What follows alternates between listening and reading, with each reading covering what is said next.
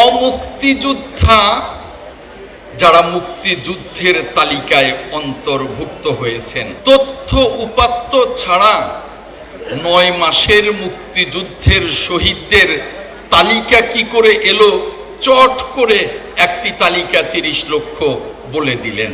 শহীদ মুক্তিযোদ্ধাদের সঠিক তালিকা প্রণয়ন, মুক্তিযোদ্ধাদের সঠিক তালিকা প্রণয়ন, ওই মুহূর্তে যারা মুক্তিযুদ্ধ বিরোধী ছিল, রাজাকার, আল বদর, আল শামস, তাদেরও সঠিক তালিকা প্রণয়ন আমার মন্ত্রণালয়ের একটি বড় চ্যালেঞ্জ।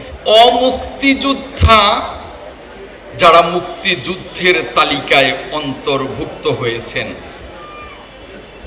একটা বক্তব্য আপনাদের মনে থাকবার কথা।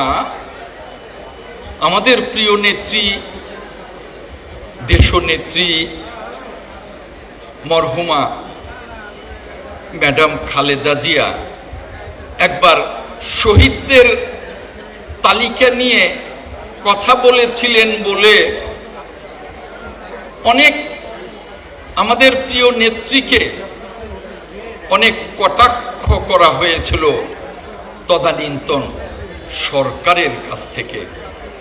অথচ এটা বহুল আলোচিত একটি বিষয় যে স্বাধীনতার মাত্র ২৩ দিন পর হঠাৎ করেই কোনো রকমের জরিপ ছাড়া, তথ্য উপাত্ত ছাড়া ৯ মাসের মুক্তিযুদ্ধের শহীদদের তালিকা কি করে এলো, চট করে একটি তালিকা ৩০ লক্ষ বলে দিলেন।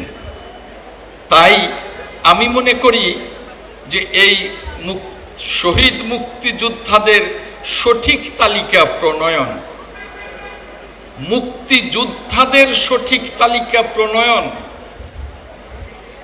এবং ওই মুহূর্তে যারা মুক্তিযুদ্ধ বিরোধী ছিল, রাজাকার, আল বদর, আল শামস, তাদেরও সঠিক তালিকা প্রণয়ন আমার মন্ত্রণালয়ের একটি বড়